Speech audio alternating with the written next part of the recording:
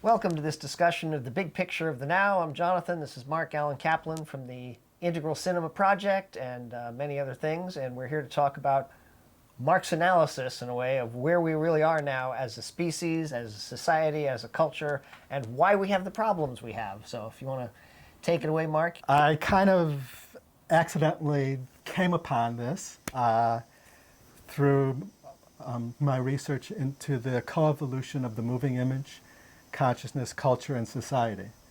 I was mapping the relationship and seeing how they affected each other and see if I could find evidence of this coevolution. And I did, pretty clear evidence. But what I also discovered were these bigger patterns going on that were connected with what I was seeing out in the world in this moment. And what I was seeing, these patterns I was seeing, was also being confirmed to me from other sources. So people in integral theory, in spiral dynamics, in systems theory, in complexity theory. Evolutionary theory. Evolutionary psychology, evolutionary biology. All of these fields are coming in with similar observations. And so this kind of helped confirm what was going on for me. And it gave me a big picture of what's going on, which has really helped me and really kind of shifted my whole purpose and intention and how I am in the world right now. Mm-hmm. And a lot of people have asked me about this, and I wanted to kind of figure we should make a video just to kind of explain what this is. So the first thing, for those who aren't really familiar with this, is that we evolve through structures of consciousness. We got to just dive right into this. These are different than states of consciousness like happiness and sadness. Those are states. Structures are more structural. They're in your brain. And we evolve through these structures from archaic, magic, mythic, rational, pluralistic, and integral. Most people now that we're talking about really are in the mythic, rational, pluralistic, integral. Those are the ones that really concern us. Yeah. So we can talk about those a bit. Mythic. Yeah. I just want to also say, I mean, most of us understand what structures of consciousness are. If we're parents, we see our children as we raise them, they go through different stages. Mm-hmm. And these are actually evolving through different structures of consciousness. So we see that in children. What we don't realize is that we can continue evolving past childhood into adulthood, and there's more advanced stages. Mm-hmm. What's also important to understand is that these stages are not only inside of us, they're reflected in everything we do and create, from our tools, technology, our cultures, our societies, our systems.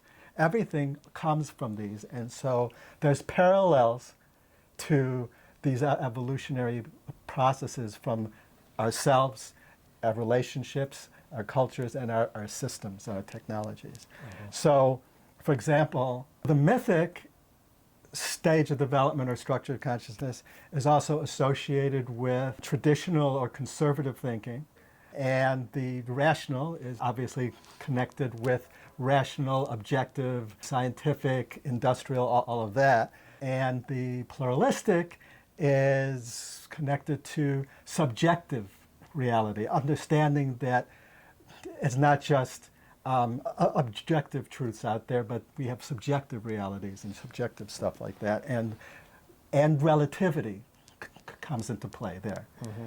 So those are kind of the major vying cultural structures of consciousness we have going on right now. Mm-hmm. And then the integral is the one that's coming online some more. We're seeing it come up in various situations and different players here in the United States. There's a few candidates who are actually speaking from this higher perspective, who are trying to see the big picture, which the integral is that stage where we try to see the big picture, and that's where we're coming from, hopefully right now, seeing the big picture here. Right, trying to see all the other stages. So just to unpack those a little bit more, in the mythic structure you have values like duty, valor, loyalty, honor, which are good values. They just emerge during the mythic structure. Right. They can become pathological because you also see things very black and white. And so us that and them. tendency to see us and them and black and white is a pathology of the mythic structure. And you have to transcend that in order to see that people aren't black and white, that everybody, it's not exactly pluralistic, but you at least understand that everybody maybe entitled to a fair amount of equality. The Constitution emerged out of the beginning of the rational. Yeah, the rational is where equality comes in. It begins, right? It begins. So when it comes online, we start at the rational stage. We recognize that inequality, slavery, all of those things are now understood as not cool. It's like, it is, okay, this is not cool. So that is that transition. Right. And the rational can also become pathological too as it transitions to the next stage. So each stage can become pathological. Yeah, like we see in the current form of capitalism, the idea that the bottom line for everything is short-term profit, and that's above the health and well-being of people, planet, Because you're not connected to the environment, to the planet. To communities and all really that, thinking about it, right. So it there's a becomes lot of very ways. self-destructive. So that's a pathology for that stage. Right. Then we get to pluralistic, which is a lot of the positives of pluralistic is recognizing subjective experience as valid. That's important. Yep. And parsing equality, I would say, more drilling down into the sexual revolution and the civil rights movement and all these things which really emerged. Yeah, and actually this is where true empathy comes online for us. When we're at the pluralistic, we can actually empathize with people who are not like us. But that capacity is harder for the earlier structures. Right. It happens, obviously. It happens. Empathize at all stages. Like, for example, at the Mythic, you could empathize with people in your group. In your group, right. But not so much with people outside your group. Right. And in the rational, you could empathize with people who are part of your social system because it becomes sociocentric. Sociocentric is your society, which is your nation. Nations, right. So it's nation-centric. So if you're part of my nation, then I can feel you. And then when you get the pluralistic, it's global-centric. So you can empathize with all of humanity. Right. And again, that can get into a pathology of pluralism as well, in which you begin to say, well, all truths are relative, and then you begin to lose the ability to distinguish between what's true and what's not true true. And what's not true, or what's a higher truth.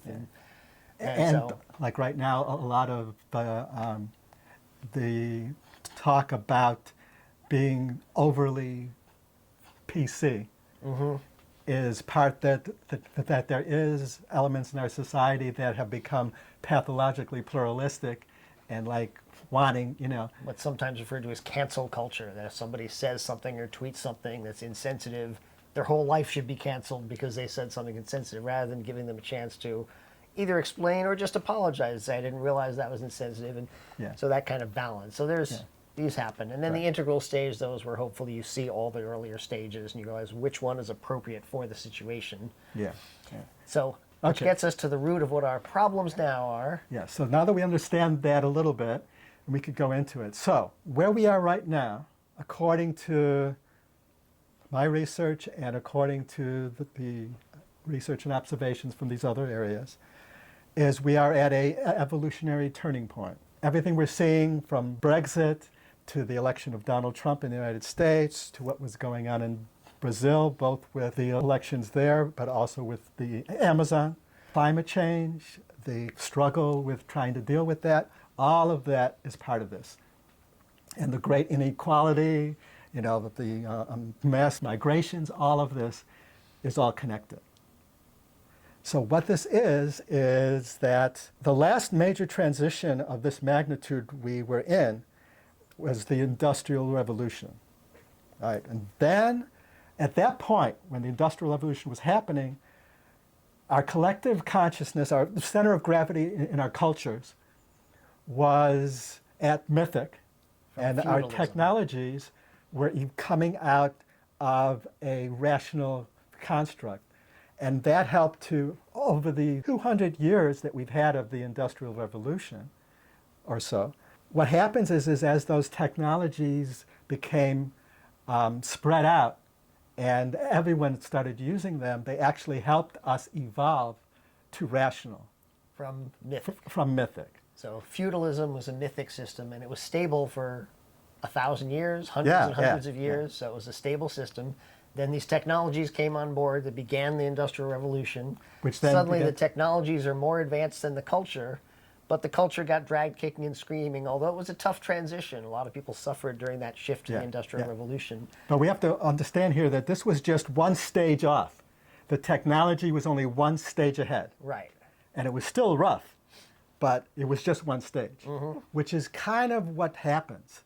This used to be the norm, you know, that a stage would get pretty solid, like the mythic stage actually had, like you said, 1,000 or more years to kind of establish itself and become solid. Well, the Industrial Revolution at this point is only a few hundred years old. It's a baby. But we started to evolve through it, and culture started to get more into, you know, we went from feudal states to nation states.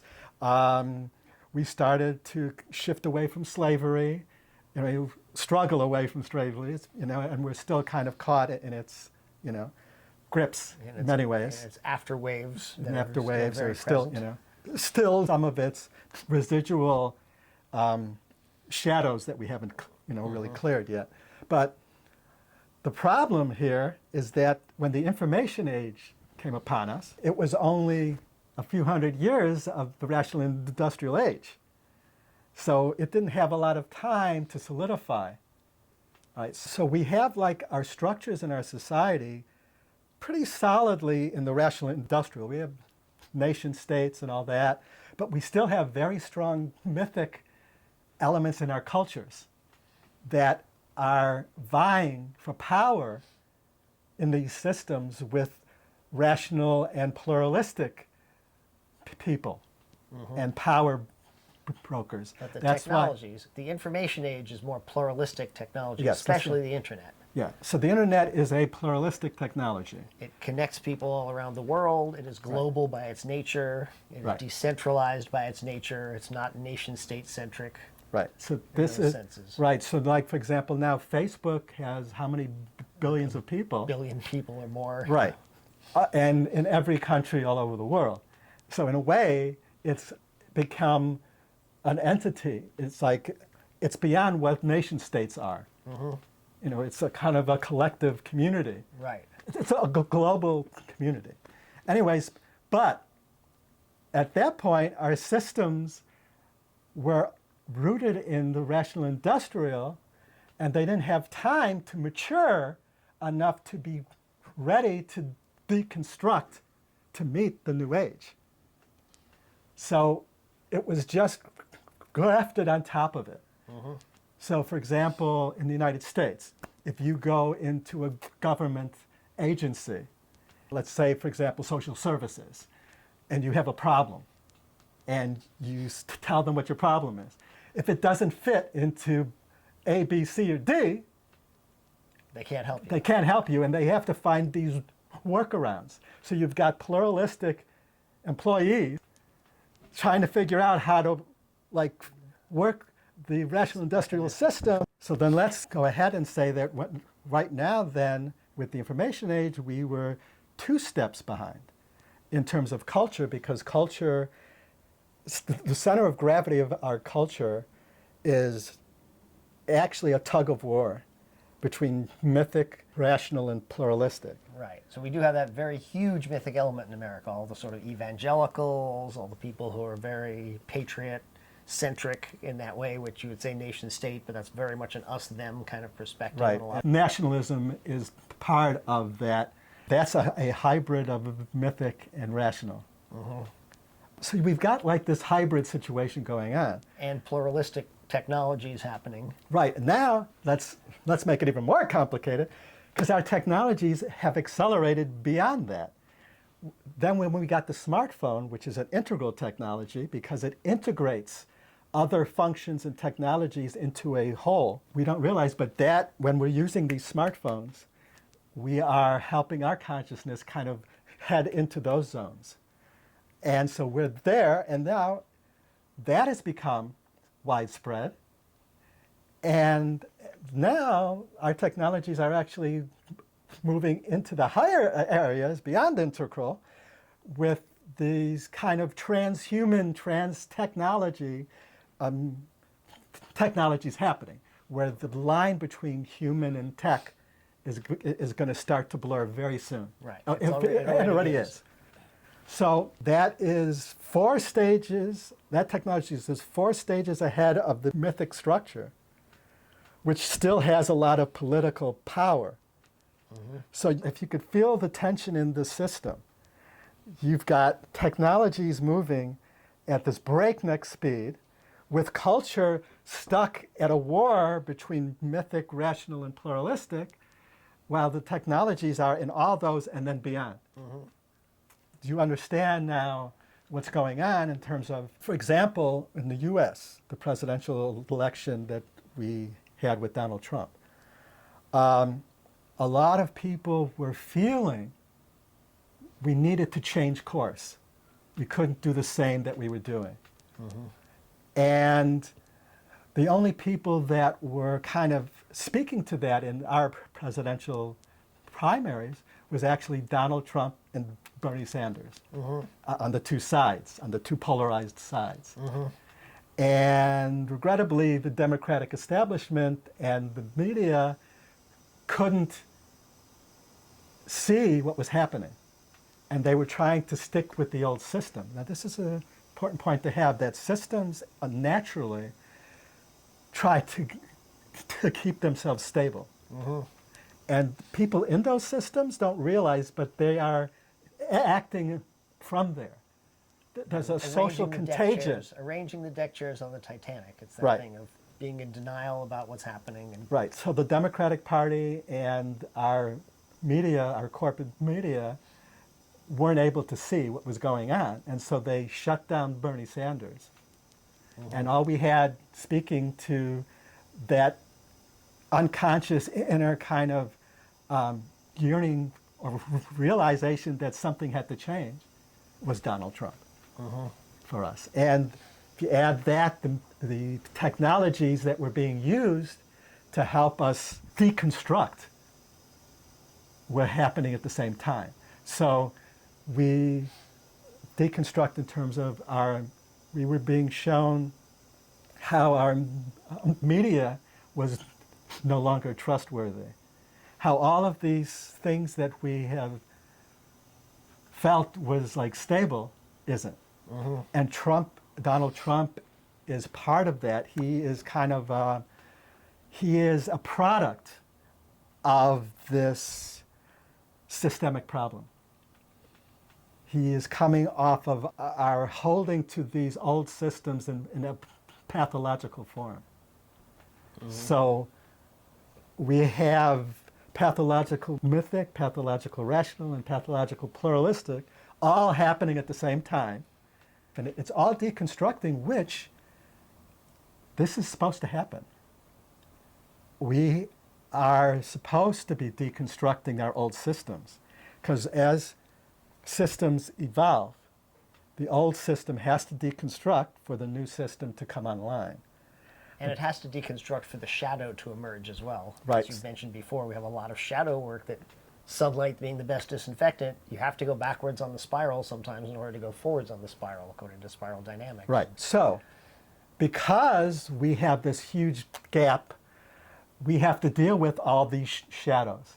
And the election of Donald Trump and the Brexit thing and what's going on in Brazil, all of those are pulling up our shadow. And we have to face our shadow and deal with it collectively.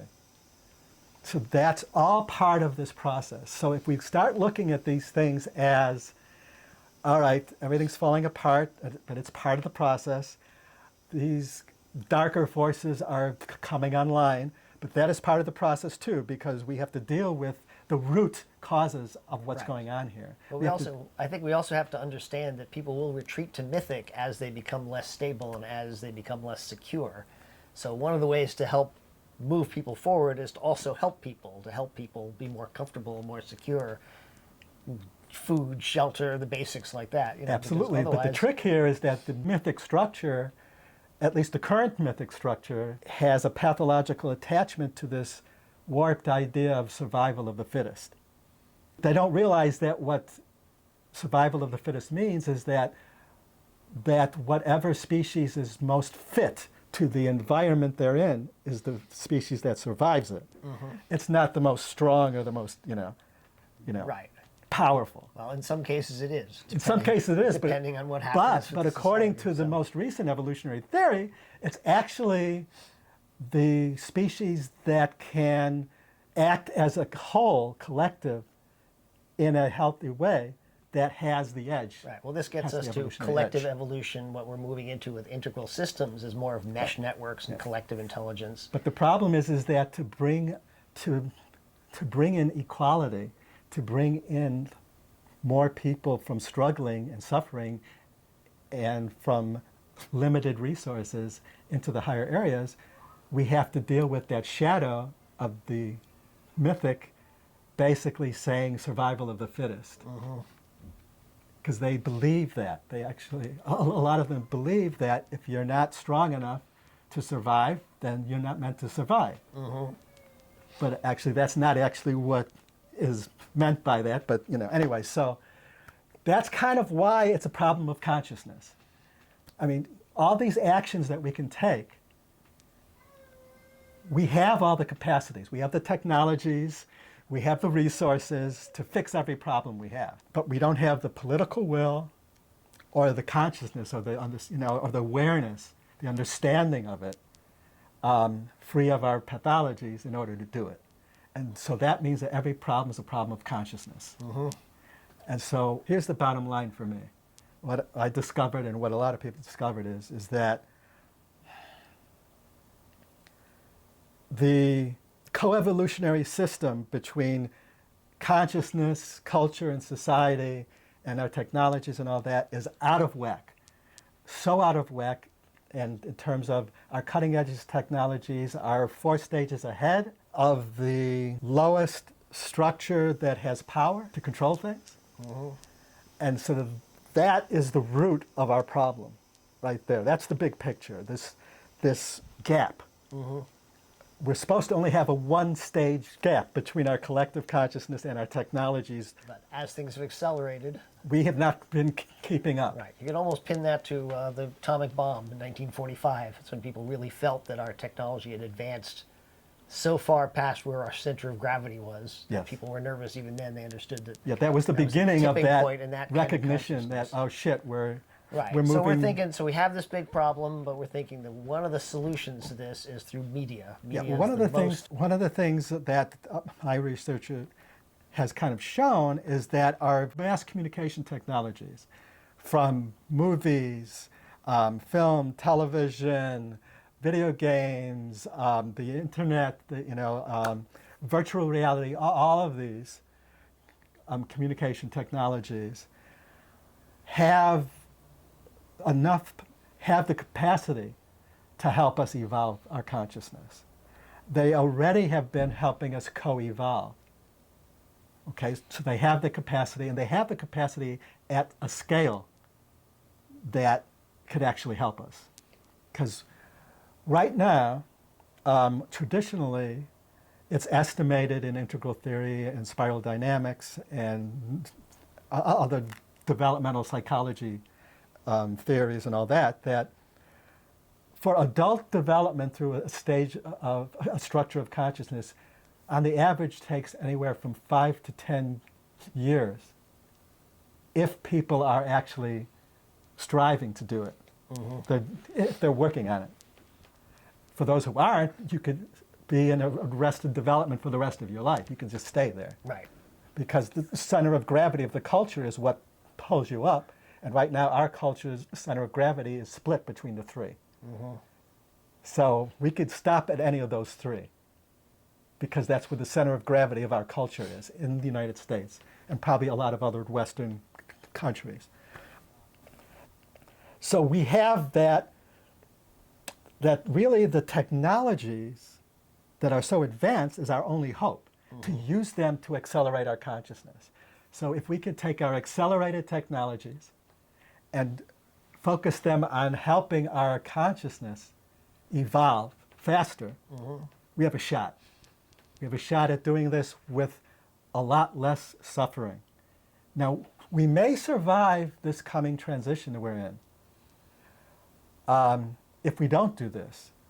But if we don't try this, the odds of huge human suffering in the next 10 to 20 to 30 years is huge.